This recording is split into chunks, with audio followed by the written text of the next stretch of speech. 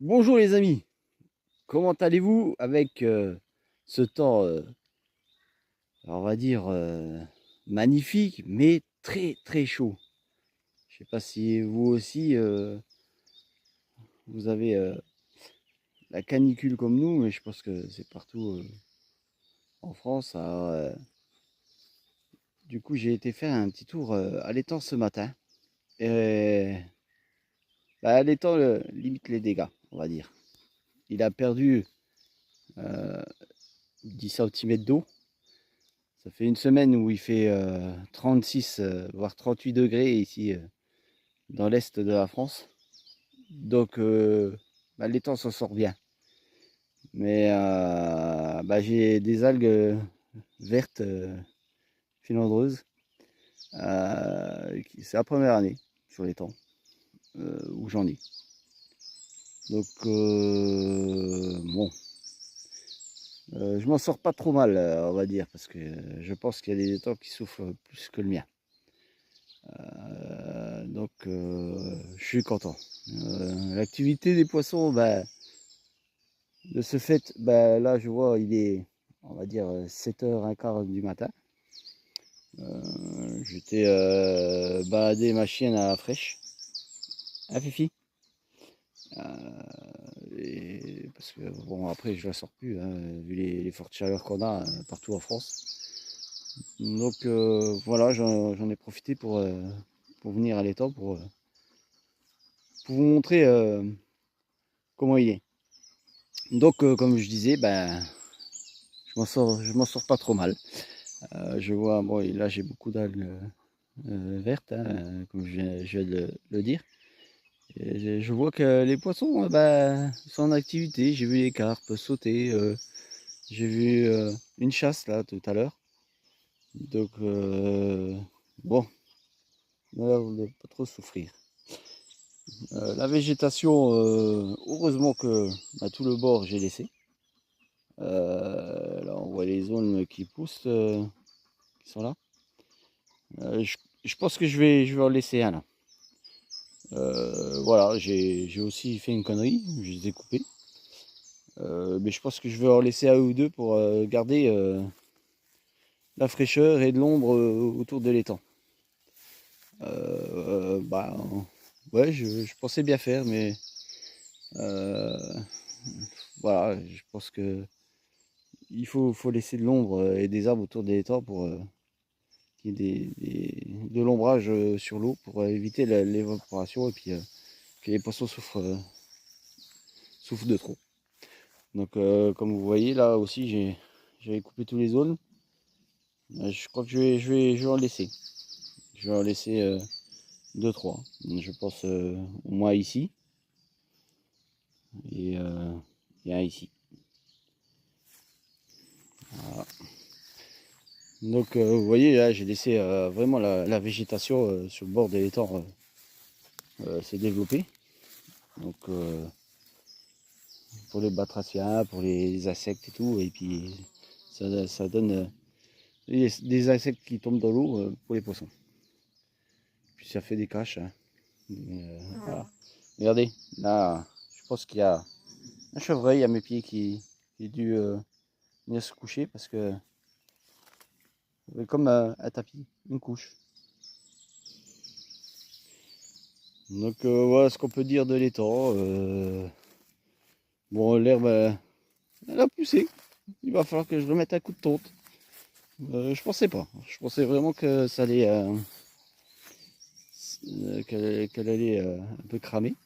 Alors pas du tout avec l'humidité de l'étang. Bah, ça a repoussé, comme vous voyez. J'avais pas fait sur le haut. Regardez. J'avais pas la tondeuse. Ah, je vais galérer. Je me raconte pas. Hein. Voilà.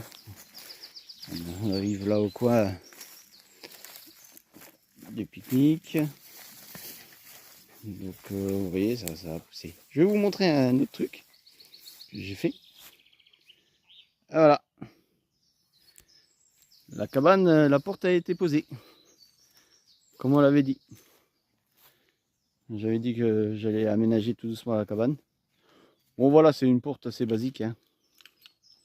Ouais, il va falloir que je mette à loquer. Je ferme pas. Ça sert à rien. De toute façon, s'ils veulent casser, voilà, donc autant laisser ouvert. On va continuer le tour de l'étang. Il va falloir que je coupe aussi des roseaux. Parce que je l'avais pas fait pour laisser la fraye. Mais je vais vous montrer. Là, j'ai quelques roseaux à couper. Parce que les iris ils sont là. Voilà. Vous voyez. Je vais pas tout couper, mais pas qu'il s'avance de trop dans l'étang. Que ça revase l'étang. Voilà. Je continue le tour. Vous voyez, ils ont bien poussé. Il va falloir que, parce que sinon on pourra plus pêcher. Voilà. Un autre accessoire très important à avoir à l'étang. Ça.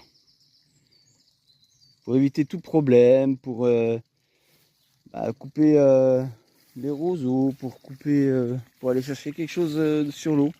Très très pratique. Donc je vous conseille d'en avoir une à l'étang. C'est vraiment indispensable. Vous voyez là, les roseaux ils ont bien poussé. Je vous laisse entendre la source qui coule. Elle coule encore. Donc c'est super. Ouais, j'avais vraiment eu peur que le niveau il baisse. Allez, vous regardez les zones au bout de 3 ans. Il faut au moins 4 mètres de haut. Donc ceux-là, je vais en laisser. Je vais faire un tri. Je vais en laisser peut-être un ou deux sur les toquets. Vous voyez. Ça n'empêche que ça fait de l'ombre à l'étang. Voilà, c'est vraiment gros quand même. Donc voilà le tour. Vous voyez, ils ont vraiment bien poussé, je suis content. Je suis content. Donc voilà. Ah, c'est la première année que j'ai autant d'années finalement. Mais bon, je m'en sors vraiment pas trop mal. Là aussi, vous voyez, il y a quelques roseaux là. Il va falloir que j'élimine avec la barque. Pour ça, je vous dis, très important d'avoir cet accessoire au bord de l'eau. Alors, on va continuer encore à faire le tour de l'étang.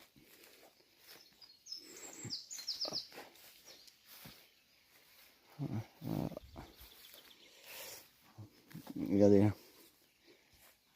Vous voyez là, ils ont vraiment trop poussé. Il va falloir que j'enlève. Mais il y a 2 semaines de ça, quand j'ai fait la vidéo de pêche, eh ben, il y a des poissons qui friaient. Je me demande si c'était pas les carpes. Donc, mais je vois pas d'alvin. Bon, on verra bien. On verra bien.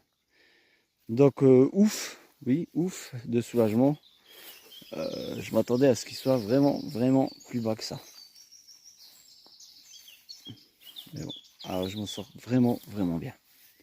Par, comme je vous dis, ces algues là, bon. Écoutez.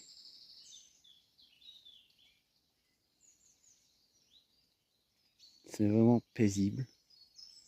Ces oiseaux se calment. Voilà ce qu'on peut dire de l'étang.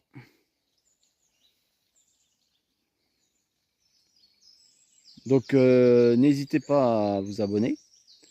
Je vous remercie encore pour tout. Vous êtes de plus en plus nombreux, comme je le dis à chaque fois.